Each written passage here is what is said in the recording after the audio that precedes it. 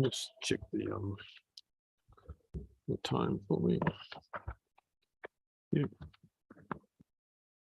There it goes.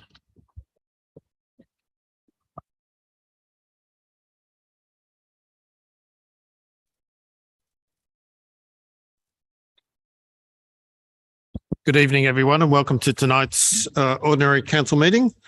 And welcome to those people in the gallery and also to those people watching online as well. Firstly, council acknowledges the traditional owners of these lands, waters and skies, the Wadawurrung people. We acknowledge and respect their continuing connections to the lands, waters, skies, culture, and the contribution they make to the life and the spirit of our community here in the Borough of Queenscliff. We pay respect to their past and present elders and their emerging leaders and extend this respect to all Aboriginal and Torres Strait Islander peoples. So that's item one. Item two, present. Firstly, I'd just like to welcome Tim Crawford, Manager Planning and Community Safety. I can see Tim behind there. Welcome, Tim, and welcome to the team. We certainly look forward to working with you in the future. Mr. CEO, apologies we do it. I know I've got an apology from Councillor Grigal. No other apologies. No, thank you. Item three, pecuniary interest and conflicts of interest disclosures. Councillors? No. Mr. CEO, members of the gallery, I'd just like to declare a conflict in confidential item 19.2 community grants. I do have close family ties with the director of one of the applicants in tonight's confidential item. Thank you. If you could record that. Item 4, leave of absence of councillor. Councillors, there is a recommendation, and it is only a recommendation, that council grant leave of absence to Councillor Michael Grout from 24th of August to 30th September 2022. Would anyone care to move that? Yeah, Councillor Tolhurst, second by Councillor Hewitt. Sorry, that was sorry, just checking that was a yes. All those in favour? You can vote. Can I vote? Yes, you can. Thank you. It's the first time I've applied for holidays. And been successful as well. Yeah. Just successful. Thank you. Item 5, public question time.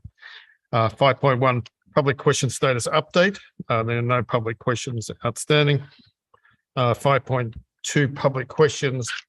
Can advise that we have 5 public questions that have been received by council within the prescribed timelines. Question 1 is from Joan Lindros. Joan's not here, but I will read it on her behalf.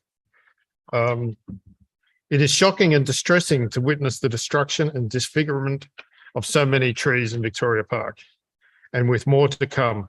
I ask, 1, did a WorkSafe employee identify each of these trees? Or if not, who is responsible for making the decision on what was to be cut, removed or destroyed? 2, why did council not request DELP's Natural Environment Program staff to assist in understanding the value of any legislative obligations in relation to the flora and fauna guarantee listed Moona woodland? As we normally in the past, we've only allowed 1 question, but I'm quite happy to we'll answer both those questions tonight, and I will ask the CEO to respond to those questions. Thank you. Thank you, Mr. Mayor, and through you. In response to the first question, council's arborist identified and assessed all of the trees. WorkSafe used the arborist report and the recommendations within it to formulate the directions set out in the WorkSafe PIN. To the second question, the CEO advised DELP on the 8th of June that a WorkSafe PIN had been issued. Council officers have subsequently spoken with DELP and recently inspected Victoria Park with DELP. Thank you, Mr. CEO. Public question 2 from David Connolly. David, you happy for me to? Yep, thank you. Sorry. Okay, thank you. As distinct from an officer conversations stating to a WorkSafe inspector, council has elected not lop a number of trees at this point in time. Did council CEO or officers actually supply WorkSafe with a copy of the full council resolution on 23rd March 2022? And if so, on what date and how was it supplied? Mr. CEO? Thank you, Mr. Mayor. WorkSafe were made aware that council had passed the resolution to stop vegetation works at the time of the initial inspection on the 19th of May 2022, and again during the WorkSafe internal review process, which was initiated by council. WorkSafe did not ask council to send, or did not ask for the council resolution to be sent to them as part of the material they formally requested and was used to, formally requested and the material that was used to inform the PIN determination. WorkSafe did not request the council resolution because it was of no material relevance to the matters WorkSafe were assessing. Thank you, Mr. Chair. David, does that answer your question? Yep. Feel free if you want to email, and this is a follow-up question in regard to that one. Thanks, Dave. Public question from QCA. David, you happy for me to read that? Thanks. It is noted that WorkSafe internal review carried out by the in-house lawyer Samuel McKenzie, dated 15th of June 2022, states in paragraph 16, the inspector formed the view there was no immediate risk to health and safety. At this juncture, and in view of the well-known special environmental attributes of Victoria Park, recognised by the council resolution of 23rd March 2022, can the CEO advise whether he sought urgent meeting with senior management of DELP and WorkSafe to discuss the policy, public access and site management ramifications of the PIN on Victoria Crown land with a view to identifying whether tree removal or pruning to low risk is the only option available to the land managers, given in any area is a potential work site for staff and committee of management, DELP, Parks Victoria and other similar organisations. If no, such high-level meeting was sought. Why? Mr. Chair, there's a couple of sort of questions there, but yeah, I'm happy to try and work through them, Mr. Mayor. Look, I think it's important to note that the quote in the question that Mr. Connolly's put is read in its full context, which is the circumstances identified by Inspector White indicate a contravention of the legislative provisions as cited in the notice. However, the inspector formed the view that there was no immediate risk to health and safety and it was appropriate to issue the notice. So for WorkSafe, at the inclusion of an initial inspection, WorkSafe will decide whether to commence prosecution or to issue directions through, in this case, an improvement notice. WorkSafe decided with Victoria Park to issue a PIN rather than commence prosecution or the procedures to prosecute. Council is still required to comply with the PIN. Section 62 of the Occupational Health and Safety Act 2004 states that it is an offence to contravene a provisional improvement notice or a PIN. 61.2 states that a person must comply with the provisional improvement notice issued to him or her in relation to which an inspector has not been required under Section 63 to attend at the workplace. Failure to do so would result in a fine for council of up to 2,500 penalty units, or in this case, 457,000 for each of the PINs. WorkSafe would also retain through this process the ability to prosecute council. In response to David's question about DELP and our involvement with DELP, as previously stated, I advised DELP on the 8th of June the WorkSafe PIN had been issued. Council officers have subsequently spoken with DELP and recently inspected Victoria Park with DELP. DELP have requested the CEO facilitate a meeting with WorkSafe to discuss the implications of the WorkSafe PIN. The CEO has written to WorkSafe requesting a meeting, but is yet to receive a response. Thank you, Mr. CEO. David, that answers that. Thank you. Public question 4 from David Kenwood. David, are you happy for me to read? Yep, thank you. Council's aerial plan showing vegetation areas to be planted and revegetated following WorkSafe works, in brackets, no camping areas, pockets of restricted camping, 5 of, and general camping areas in Appendix 2 of this month's council agenda is based on a somewhat dated aerial photo that shows all the trees intact. In the interest of honesty and correctness, can the aerial plan for the upcoming community engagement show the recent reality with many trees now gone a lot beyond recognition? Mr. CEO? Through you, Mr. Mayor. Yeah, the aerial image will be updated and replaced in both the policy and any material that's uploaded on our website to facilitate the consultation if council resolves this evening to consult on the draft policy. Yep. Okay, Dan, so we'll update that for you. Thank you. Yeah, okay with that answer? Yep, thank you. Public question 5 from QEF. Happy for me to read it, QEF? Yep, thank you. Based on an understanding from the legal advice council received of no immediate hazards and risks at Victoria Park by having a perimeter security, fence, it is understood specific clauses of the Planning Act and various environmental and biodiversity acts, re-native vegetation lopping and removal, make it imperative for owners and managers to seek relevant department permits and permissions and undertake necessary consultation as a part of their legal obligations. Have councillors received a full record of any permits and minutes of discussions between the landowner and the manager of the land? And if so, can they be detailed tonight at tonight's council meeting? Or failing that, are there reasons such important and legislative procedures and obligations may not have occurred that have seriously eroded the environmental values of the site?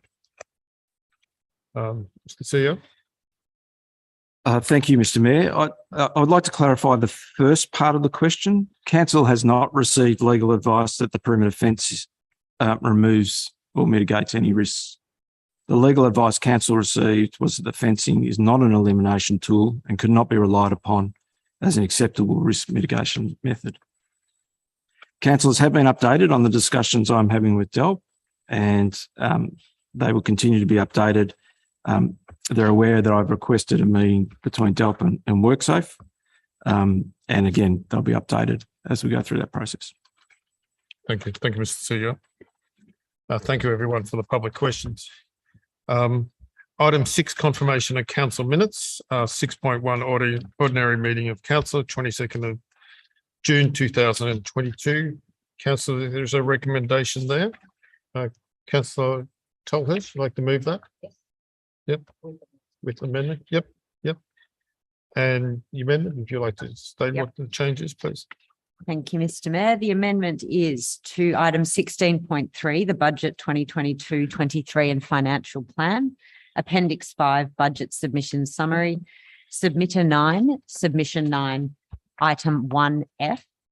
The officer comments at the final piece of that comment says a project that the QCA requested and supports, and I'm requesting that it be changed to the QCA supported trader and other resident community requests. Okay. Thank you, Councillor Tolhurst. Can I get someone second that with the amendment? Second, Councillor Hewitt. All those in favour? Thank you. So moved. Thank you. Item 7, record of informal meetings of councillors. A record of the informal meetings of councillors is included at adjunct to item number 7. Councillors, there is a recommendation that the record of informal meetings of councillors as presented in adjunct to item 7 be noted. Is someone to move that? Yep, move Councillor Tolhurst. Yep. Seconded, Councillor Grout. Yep. Any discussion? Yep, Councillor Tolhurst.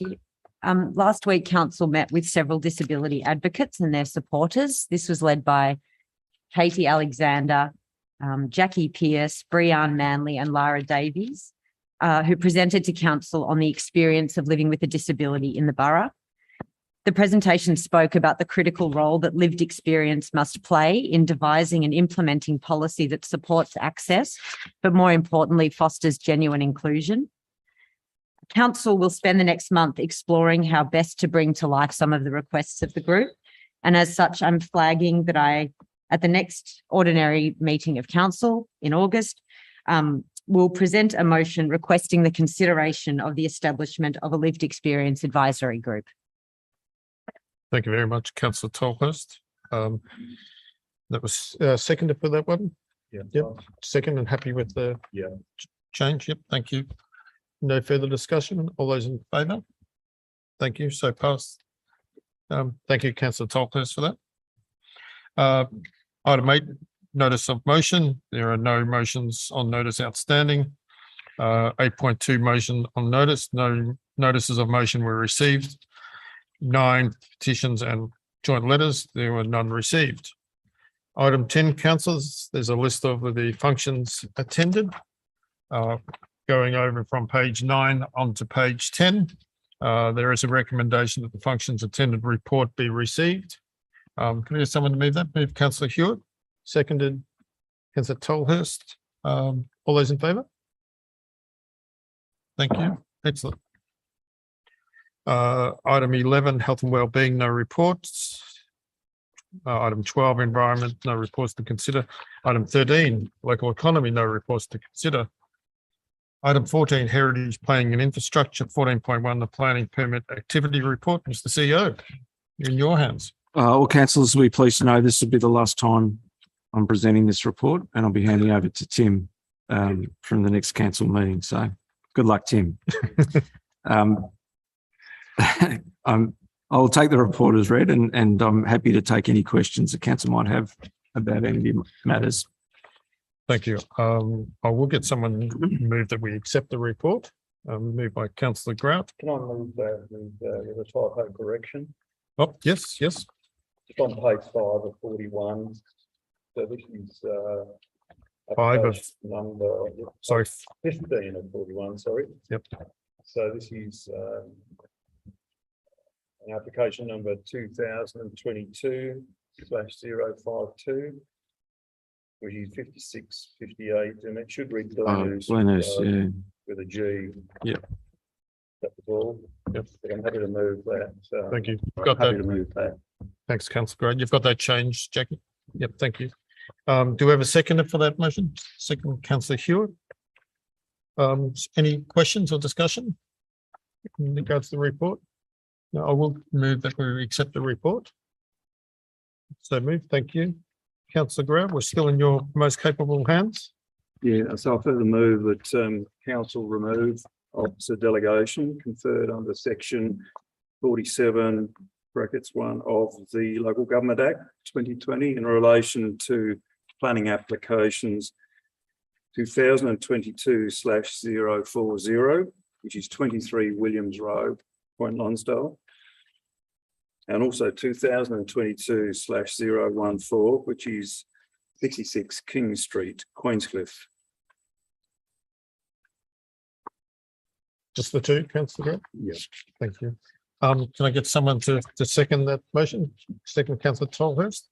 Any further discussion? No. All those in favour? Thank you. Thank you, Councillor Grant. Item 15, governance and finance. 15.1, review of council policies. I'll refer to our manager, finance and corporate services, Gihan. Welcome.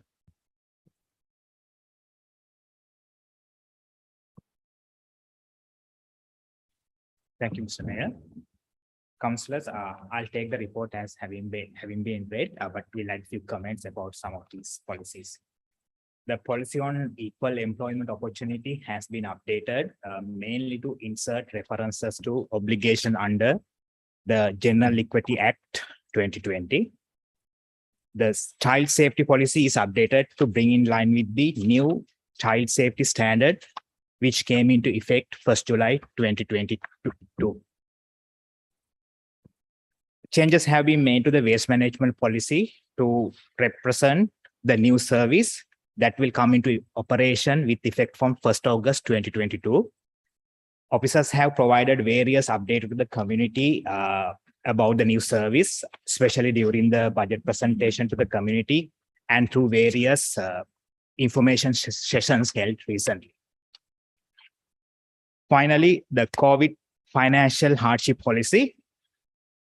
This is a temporary policy, first introduced in April 2020 to support ratepayers experiencing financial difficulties as a result of COVID.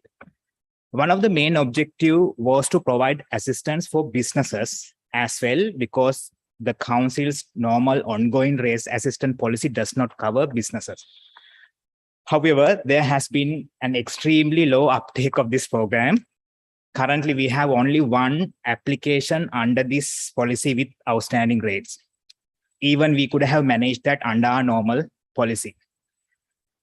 Currently, this policy is expired because it had the valid period until 30th June 2022. Despite very low uptake, considering renewed uncertainties associated with COVID and other economic challenges, officers believe that it is better for this policy to be extended until 31st December 2022. The recommendation is set out on page 24 of the agenda. Thank you very much, Gihan. Do we have someone to move the recommendation? Move Councillor Tolhurst, seconder for that one. Councillor Hewitt, any discussion? Yep, Councillor. So I'll go first. Councillor Tolhurst, you moved it, no? Councillor Grant. Yeah, I just want to make the following observation. We're recognising that some residents and commercial property owners may be experiencing financial hardship due to the continual, may experience it due to the continuing impact of COVID.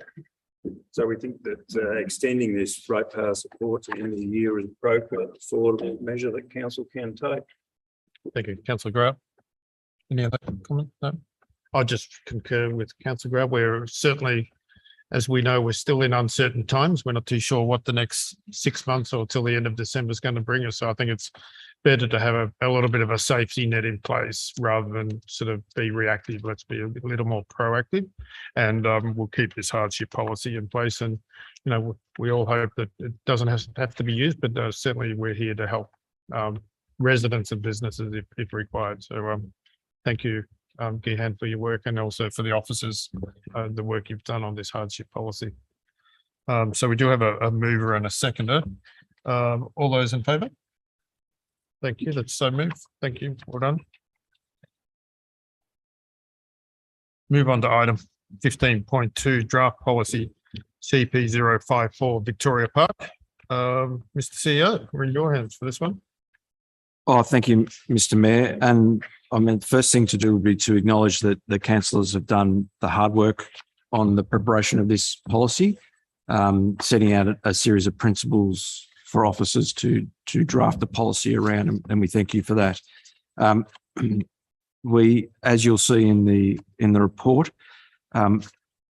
there's the policy is accompanied by a plan which includes areas that council is proposing to put away for permanent revegetation, and areas that will have restricted camping to try and manage the impact on the existing vegetation, and another area which will continue to accommodate what we're calling, I guess, standard camping during that limited season each summer. I think the policy is pretty self-evident in that it deals with how we're going to manage the space, and then our commitment to both revegetation and trying to make sure that we continue to protect that vegetation moving forward.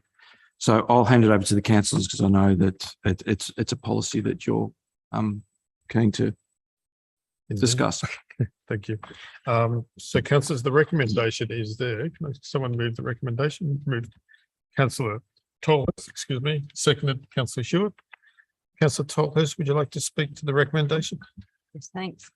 So this policy sets out the future use of Victoria Park, and it really does aim to preserve its ecological values as well as increase the amenity for all users. The draft is council's initial thinking only. We are open, that's why it's going out, if endorsed tonight, for consultation. And we seek to initiate a conversation on how to improve the park for future generations. Thank you, Councillor Tolhurst. Councillor Hewitt, would you like to speak? Yeah, thanks. I'd just like to, in relation to the policy, thank everyone for the feedback and the working together with the councillors on listening to that initial feedback and developing this initial plan. I think that was a really important part of the process to have something that we can put out to the community to receive comment and feedback on. So, and thanks to the officers with all the work that you put into that as well. And really quick turnaround to do that. obviously, as you'll see from the policy, our initial thinking is around maintaining that dual use, balancing the competing interests, and obviously bearing in mind that the income that's generated from Victoria Park, from the camping sites. As CEO mentioned, we are suggesting that there are permanent vegetation zones so that those areas can be dedicated to replanting into the long term, and we recognise that the works which are underway will result in devastating loss of vegetation that is a real tragedy that no one wanted. And our effort in this plan is to try and seek to increase as much as possible the zones for vegetation and have the restricted camping to sort of enable around those permanent vegetation areas in order to give that vegetation the best shot at growing again and making our Victoria Park the beautiful space that we all want it to be for all users. So as mentioned by Councillor Tolhurst, we're really looking forward to hearing people's thoughts on the proposal within the timeframe. So yeah, thank you to everyone who will be providing me for it. Really appreciate it. Thank you, Councillor Short. Councillor Grant. Yeah, really reiterating Councillor Hewitt's comments, but using slightly different words sometimes, I think. But I want to say it because it's important and it's something I'm passionate about, because I have struggled with the impact of that October storm of last year. And then the tree safety works in Victoria Park, especially on those 100-plus-year-old mooners. But look, Council is now proposing this policy and plan, and it does establish more extensive reserves to better protect vegetation in the park, while still providing opportunities to camp in summer and generating income for foreshore management. And we're very keen to receive your feedback on these incremental changes. So I look forward to your comments. Thank you, Councillor Grant. I just add that in the executive summary, it does talk about that we have allocated $40,000 for the development of a tree management and planning schedule. Also, I'd like to thank the members of some that are here tonight who applied with the federal government Jubilee funding request grant, and thank you for the work you've done, and also thank the CEO the work he's done with helping with that submission as well. And certainly as councillors, we're looking forward to working with the Jubilee Planning Group to see that come to fruition as quickly as possible. So thank you very much. Councillor, will you have it moved and seconded? No further comments. All those in favour? Thank you. So moved. Thank you. Well done, councillors. Item 16, authorisation of signing and sealing of documents. There are no reports to consider. Item 17, questions without notice. Councillors, do we have any questions without notice? Councillor Hewitt. Thank you. Question for the CEO, Mr. Mayor. Just the coastal marine management plan. Are you able to just give us an update on sort of where we're at, current thinking, and next steps? That would be great. Thank you. Thank you for your question, Councillor Hewitt, and through you, Mr. Mayor. We have been working with Council over the last couple of weeks to finalise a project management framework for the completion of the coastal and marine management plan that builds on the initial work we did through the consultation of the draft, and we'll use the submissions that we received to shape the way we respond to the new guidelines that have been released by DELP with respect to how we prepare and present a coastal management plan. So the first step that has been identified by Council is to go out and recruit and engage a project manager who will then come on board and work with the Council to develop a steering committee. And the steering committee will be made up of representatives from agencies like DELP itself, potentially the Catchment Management Authority, and will also approach the Wadawurrung to be involved in that. The steering committee will also look and we'll go through a process to recruit 4 or 5 community members to be part of that. And there'll be an expression of interest process that will go through in the not too distant future, inviting people to express their desire to be on the steering committee and join us on a project that we think is going to probably take another year to complete if we do it properly. But it's a good first step, and it's good now to be working with the formal guidelines because we know what direction we're actually heading in, which is fantastic. Thank you, Mr. Sarah. Thank you for the Yep. question, Councillor. Address everything. Yep. Any other questions for Sarah? Councillor Tolhurst? I just want with regard to Victoria Park, can you confirm how the trees are assessed by the arborist? My understanding is that an arborist report is one data set, but once on site, and a separate analysis often has to take place, like leading to separate or different works, and how will we communicate the current works and future works to the community? Thank you, Councillor Tolhurst, for your question. And Stuart will jump in because he's much more eloquent about some of these if I get anything wrong. The international standard for tree assessment is as a first step is a visual assessment. And so arborists go and do a visual assessment, and they run through a risk matrix that they do. That is a visual assessment. So it doesn't necessarily go to the depths of what else might be impacting or affecting the trees. For instance, what occurred in January when the arborist wrote the report for Victoria Park, there was a broad set of recommendations that were presented to council. And then as we proceeded to undertake the works recommended, we got individual arborist reports for each tree. And that then resulted in a much more thorough investigation, including root plates. And in some cases, when the tree loppers are on site, visual assessments and assessment of the tree from height. What happened through that process, and that secondary process, was especially when we got up into the canopies and investigated some of the root plates, that we were able to find other defects and other faults and other risks that were posed. So in March, for instance, we went on site to do some works on some moonas. When we got there, a tree that hadn't previously been identified by the arborist recognised that there'd been some other movement in that tree, and it ended up that was the tree that the arborist was most concerned about on that day. So it's a very dynamic situation, and the arborist does go through a series. As we get closer to actually doing the works, the arborist takes more time to inspect and provide advice about what work should be undertaken. What's also at play here in our particular situation is that the storms in October caused a level of damage to those trees that hadn't been exposed to previously. And what also happens with trees, and most people know this better than I do, is that when some trees are removed next to other trees, the trees that remain are exposed to new risks or new environmental conditions, and so they become vulnerable. And that's what we also found when the arborist went back on a number of occasions to see that the trees were deteriorating as we were working through the site.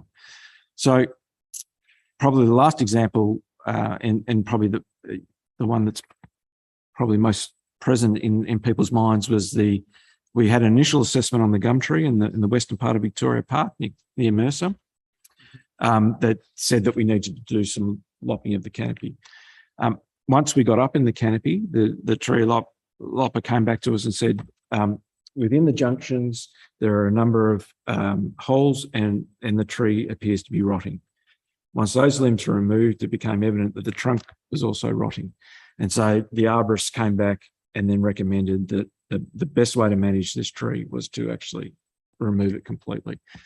So that's sort of what happens, and it's hard for people to watch because we provide one bit of information and then something else happens, but it's because the arborist goes through that level of understanding as they do the inspections and make those recommendations. So hopefully that wasn't too convoluted. Very consensus. Thank you. And just with the second part of that question, noting this is a dynamic and often changing process, how will we communicate this to the public? How will we communicate to the public? Look, I think we're going to try and attempt to communicate that on the website by just sort of explaining a little bit about the arborist processes and setting that out. Look, I think a lot of people who are concerned are here tonight, so hopefully that can become another conversation we can have with it. But I guess the website and information that we use to explain what we're doing, we'll get into that detail. Yeah. Thank you. Stu, is that CEO okay? Very comprehensive. Very comprehensive. Excellent. You've trained me well, Stu. Councillors, any other questions without notice? No? Thank you. And thank you, Mr. CEO, for those answers. Councillors, item 18, list of council meetings. The planning review meeting is scheduled for the 10th of August. That may change, but we will let you know. We may have to put that back a week. Our next ordinary council meeting is Wednesday, the 24th of August. Item 19, closed session of meeting. The recommendation that in accordance with section 66(1) and 66(2)(a) of the Local Government Act 2020, the meeting be closed to members of the public for the consideration of the following confidential items. 19.1, confirmation of the 22nd of June confidential council meeting minutes, confidential council's minutes, sorry. 19.2, community grants. 19.3, provision of cleaning services for municipal buildings and facilities contract. 19.4, provision of cleaning services for amenities block and barbecue facilities. And 19.5, CEO interim 6-monthly performance appraisal. Thank you. And thank you for everyone who's braved the elements tonight. And thank you for those people who are watching online or watching it on a replay.